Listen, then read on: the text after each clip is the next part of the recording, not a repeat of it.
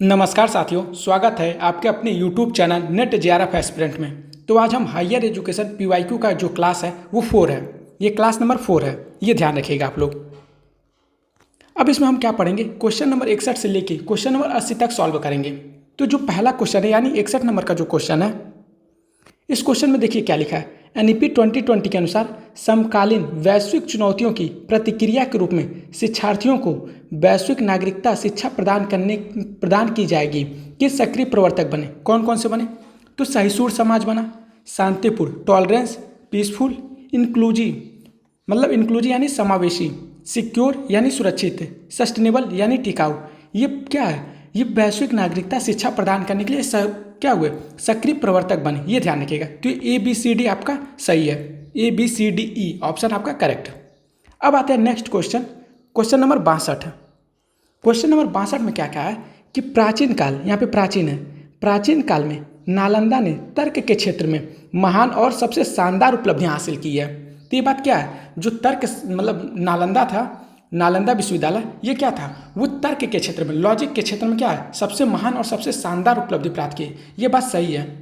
Statement second यानी कथन 2, नालंदा में प्रत्येक प्रोफेसर के पास क्या होता था? केवल एक विषय का प्रभार था। यह भी बात सही है कि प्रत्येक प्रोफेसर क्या करते थे? वन सब्जेक्ट ईच ए प्रोफेसर, मतलब एक प्रोफेसर के पास एक ही सब्जेक्ट होता था पढ़ाने के लिए। ये ध्यान रखें। तो ये भी स्टेटमेंट आपका करेक्ट है। तो both statement, first and statement second are correct. अब आते हैं अपने नेक्स्ट क्वेश्चन 63 पे। अब इस क्वेश्चन पे ध्यान दो। जलवायु परिवर्तन के संदर्भ में 1750 ईस्वी में के संदर्भ में 20वीं सदी के लिए निम्नलिखित में से कौन सा अवलोकन सही है? ये ध्यान रखना। तो यहाँ पे क्या हुआ कि वैश्विक औसत सतह तापमान में 0.6 डिग्री सेल्सियस की वृद्धि होती है। तो ये बात सही है, ये ध्यान रखना आप लोग। जो पहला ऑप्शन है आपका करेक्ट है, ये वाला बी ऑप्शन है। रात के तापमान की तुलना में दिन के तापमान में अधिक वृद्धि देखी गई है। ये बात गलत है। ये बात क्या है? आपका गलत है, ये ध्यान रखिएगा।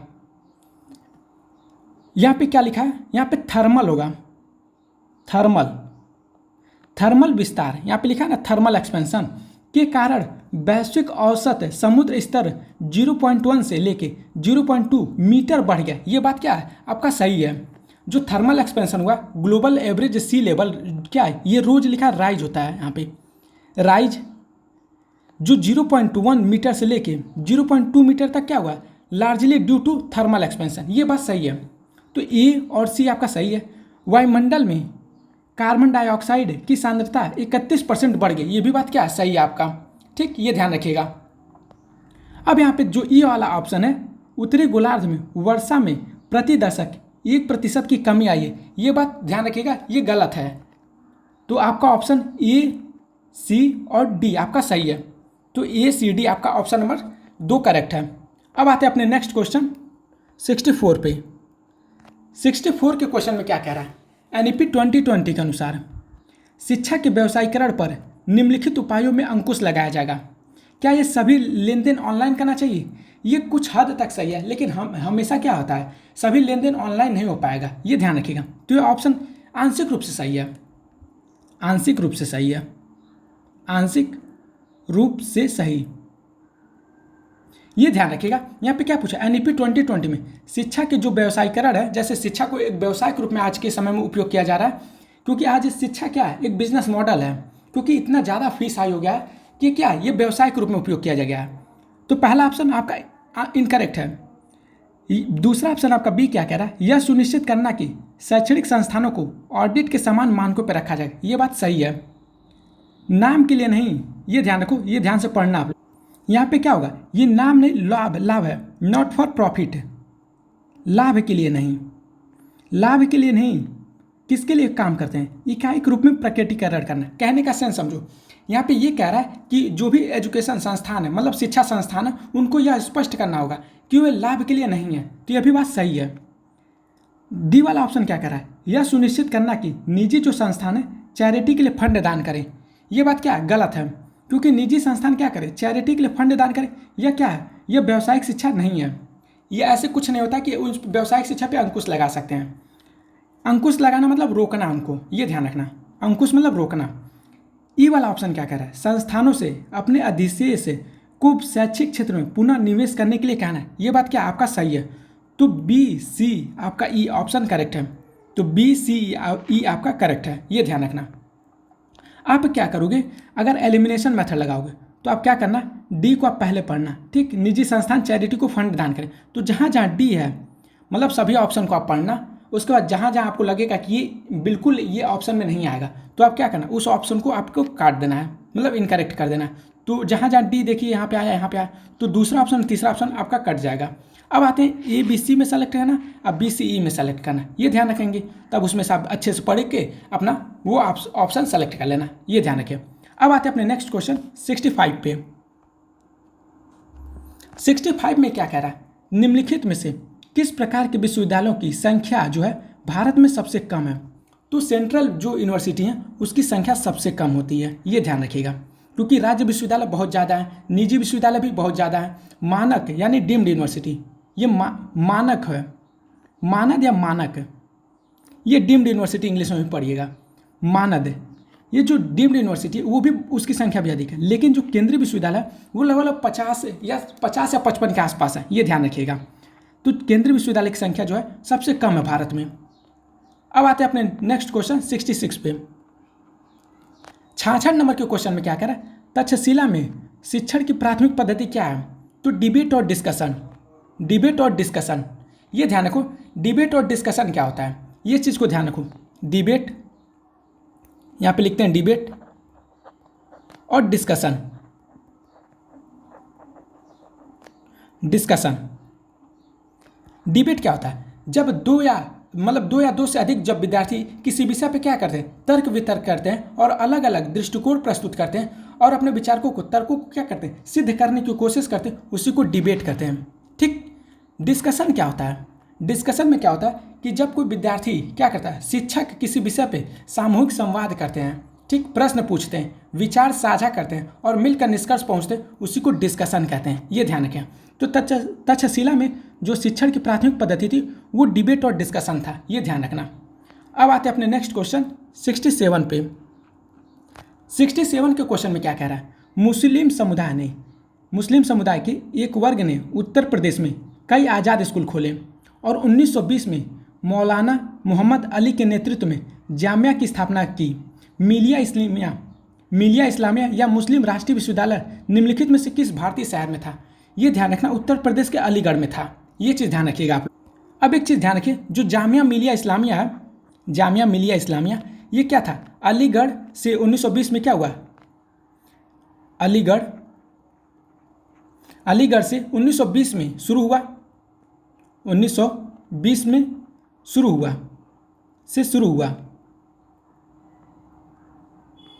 अब एक चीज़ ध्यान रखो आप, यह 1935 में कहाँ शिफ्ट हो गया, दिल्ली में शिफ्ट हो गया। 1935 में दिल्ली शिफ्ट हो गया,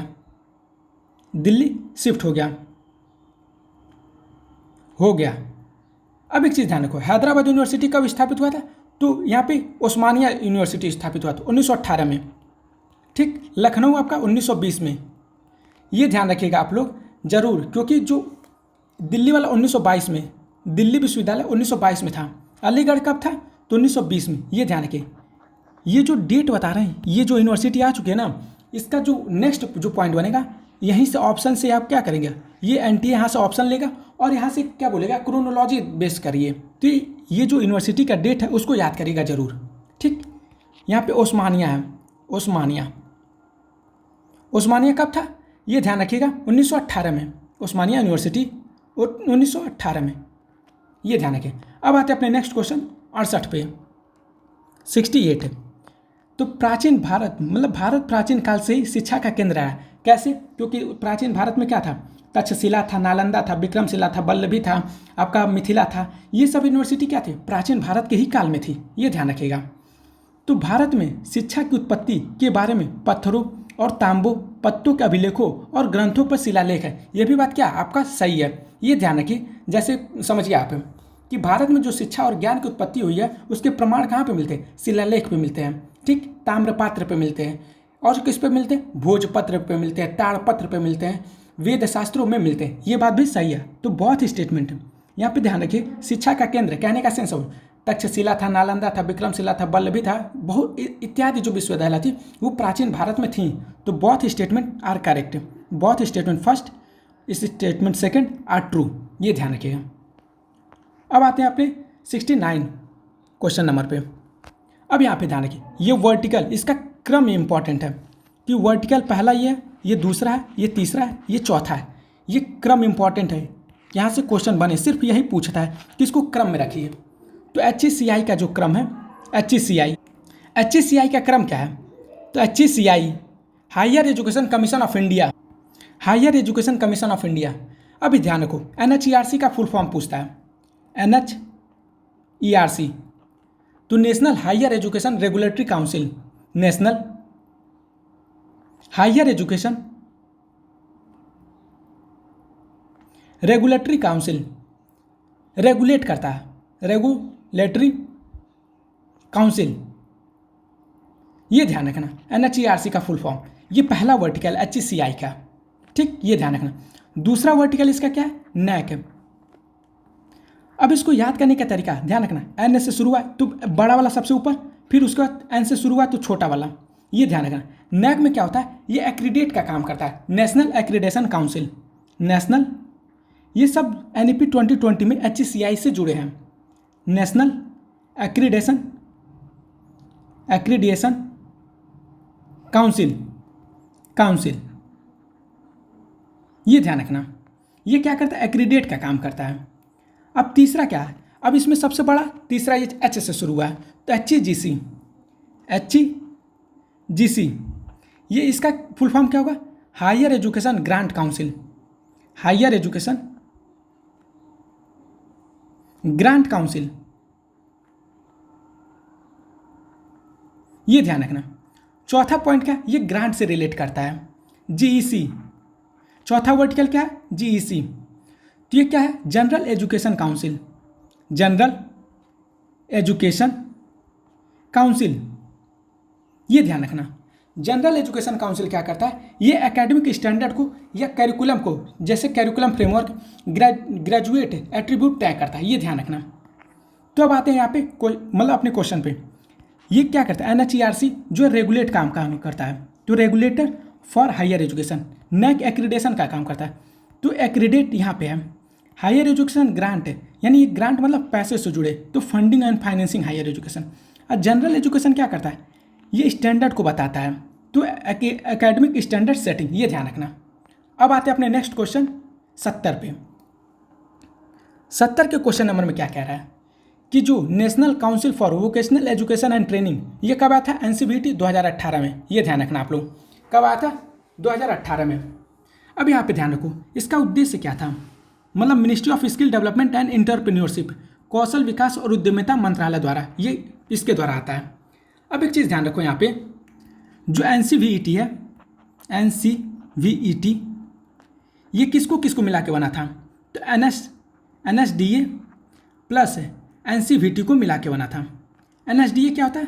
national skill development agency, national skill development agency, plus NCVT को क्या बोलेंगे? National council for vocational training, national council for vocational training,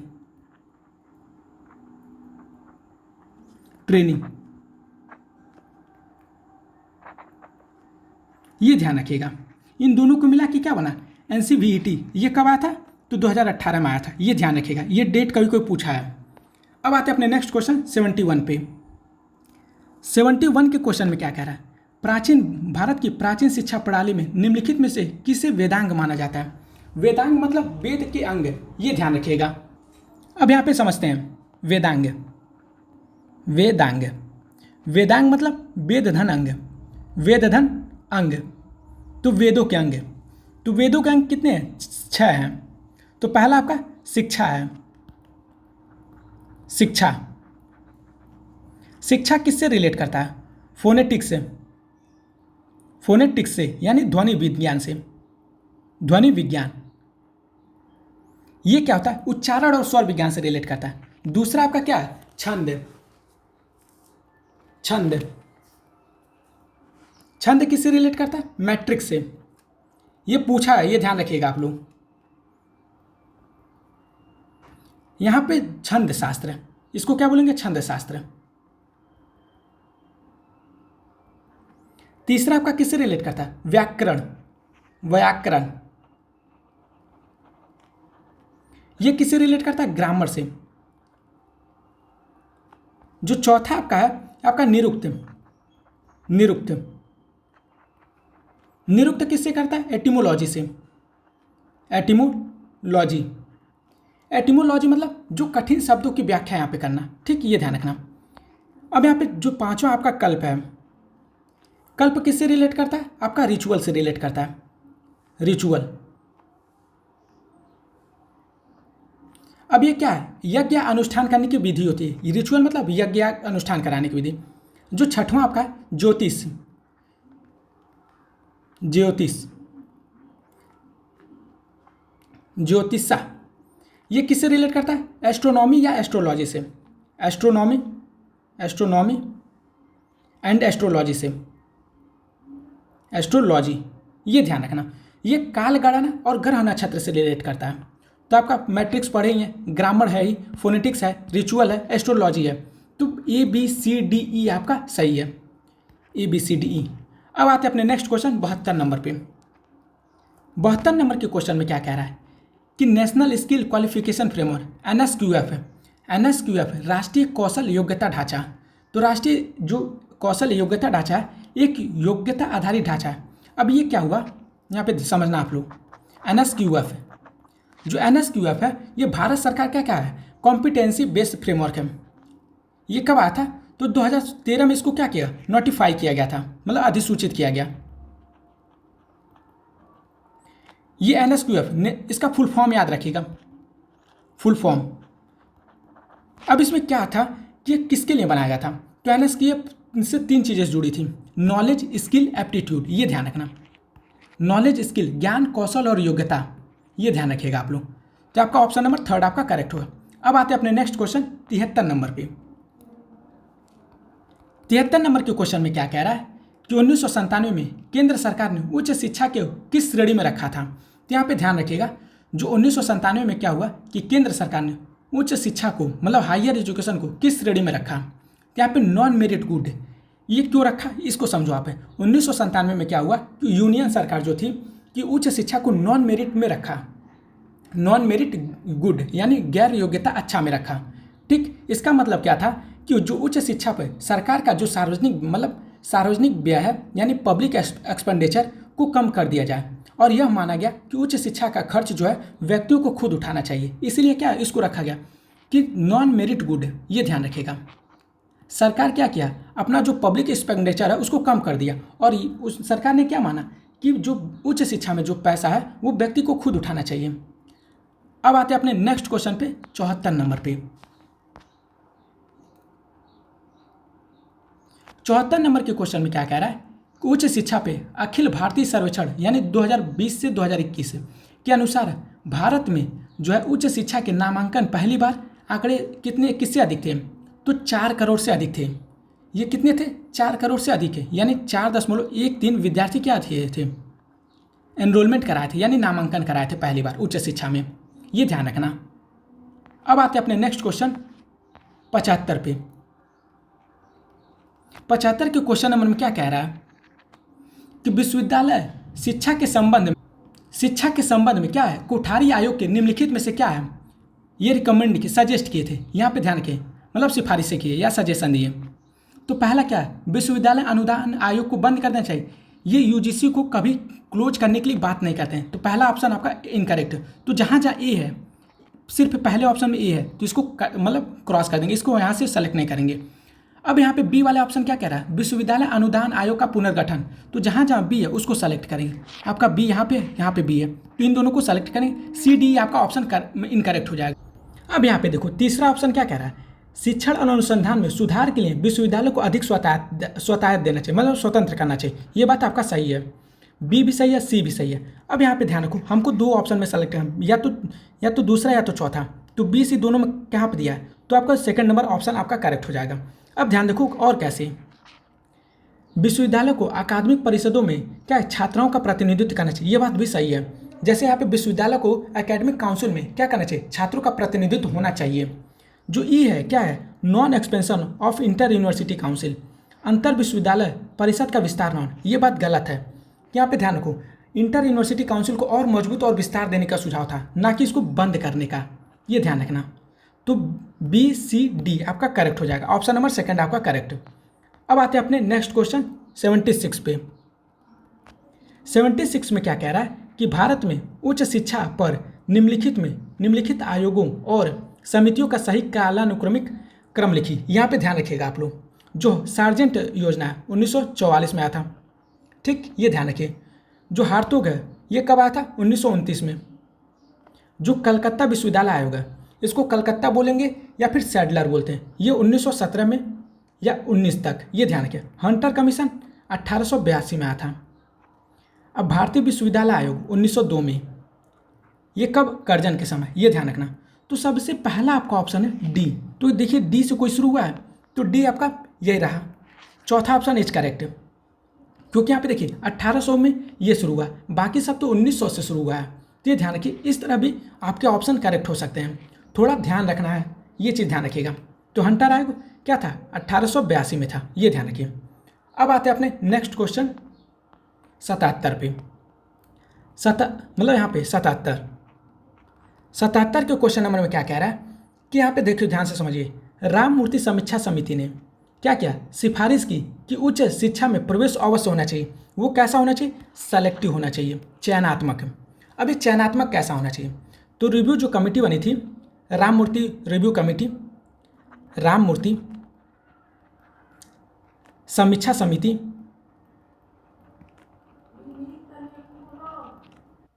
अब ये जो राममूर्ति समीक्षा समिति है, ये क्या हुआ कि 1990 में किसका वो समीक्षा किए थे, तो राष्ट्रीय शिक्षा नीति 1986 का, एनपी 1986 का, ये क्या करते हैं, उसकी समीक्षा करते हैं, मतलब जांच करते हैं, ठीक। अब इस कमेटी में क्या कहा गया कि हायर एजुकेशन में हर किसी को क्या करना चाहिए, प्रवेश देना, मतलब यूनिवर्सल एडमिशन देना सही नहीं है, ये ध्यान रखना। तो यहाँ पे क्या बोला गया, प्रवेश केवल क्या हो, मेरिट और योग्यता के आधार पर चुनिंदा होना चाहिए, मतलब सेलेक्टिव होना चाहिए, ये ध्यान रखिएगा। अब आते हैं अपने नेक्स्ट क्वेश्चन 78 पे। 78 के क्वेश्चन में क्या कह रहा है कि कथन एक, शुरुआती दिनों में अग्रणी भारतीय विश्वविद्यालय ने आधुनिक भारतीय भाषाओं के सुरक्षण की उपेक्षा। अब एक चीज ध्यान रखो, शुरुआती दिनों में जैसे कलकत्ता या मद्रास या बम्बई जो था, वो जो विश्वविद्यालय थे वो आधुनिक भारतीय भाषाओं की उपेक्षा, क्योंकि यहाँ पे क्या हुआ था, इंग्लिश को प्रमोट किया गया था, ये ध्यान रखिएगा। तो ये बात सही है। अब ये क्या हुआ कि स्टेटमेंट सेकेंड 1862 में सार्वजनिक निर्देश के निदेशक अलेक्जेंडर ग्रांट ने सभी आधुनिक भारतीय भाषाओं को समाप्त करने का सुझाव दिया, ठीक। विश्वविद्यालय परीक्षाएं, लेकिन सुझाव को स्वीकार नहीं किया गया, ये बात गलत है, ये ध्यान रखिएगा। तो पहला स्टेटमेंट आपका ट्रू है, सेकंड स्टेटमेंट आपका इनकरेक्ट है, आपका ऑप्शन थर्ड है। अब आते हैं अपने नेक्स्ट क्वेश्चन 79 79 सैडलर आयोग, जिसे कलकत्ता, ये 1917 से था, कलकत्ता विश्वविद्यालय आयोग कहते थे जिसे, भारतीय विश्वविद्यालयों की स्थापना की सिफारिश की, तो ये न्यायालय की बात करते हैं, ये ध्यान रखना। जो सैडलर आयोग था वो किसकी बात करता था, वो न्यायालय की बात करता था। सैडलर आयोग, जिसे कलकत्ता यूनिवर्सिटी कमीशन भी कहते हैं, ये ध्यान से समझना। इसका उद्देश्य क्या था, भारत के विश्वविद्यालय में क्या जो भी समस्या का अध्ययन करना और उसमें सुधार करना। ये जो सैडलर आयोग था, जो भारत में जितने भी विश्वविद्यालय हैं उसको मतलब समस्या समझना और उसको सुधार करना। इसने क्या सिफारिश किया कि जो इंडियन यूनिवर्सिटी है, जो कोर्ट है, इसको एक क्या करें, रिप्रेजेंटेटिव बॉडी बनाई जाए, जो प्रशासनिक और शैक्षणिक मामलों में क्या करे, निर्णय किया जाए, मतलब निर्णय ले, ये ध्यान रखिएगा। अब आते हैं अपने नेक्स्ट क्वेश्चन 80 नंबर पे। 80 नंबर के क्वेश्चन में क्या कह रहा है कि ध्यान रखें, स्कॉलर है, इनका स्पेशलाइजेशन या कॉन्सेप्ट कौन सा था, ये ध्यान रखिएगा। तो जो भरत है, पहला आपका भरत है, भरत क्या देते थे, रस थ्योरी दिए थे। जो भर्तृहरि हैं वो स्पीच थ्योरी, जैसे वाक्य शब्दा थ्योरी दिए थे, या स्पीच थ्योरी देते हैं भर्तृहरि। और भट्टनायक ये क्या दिए थे, ये साधारणीकरण दिए थे, साधारणीकरण। पाणिनि पानी ने पानी पी पी के क्या किए थे, ग्रामर लिखे थे, ये संस्कृत ग्रामर, ये ध्यान रखिएगा। यहाँ आपको हम क्या किए थे, 61 से लेके 60 क्वेश्चन, मतलब 61 से लेके 80 क्वेश्चन तक हम सॉल्व करा दिए हैं। अब इसका नेक्स्ट वीडियो 81 से लेके 100 तक रहेगा, यानी हर दिन 20-20 क्वेश्चन को सॉल्व कराया जाएगा। अगर आपको ये वीडियो अच्छी लगे तो प्लीज़ वीडियो को लाइक करिएगा, चैनल को सब्सक्राइब करिएगा और कमेंट सेक्शन में अपना कमेंट जरूर करिएगा। धन्यवाद।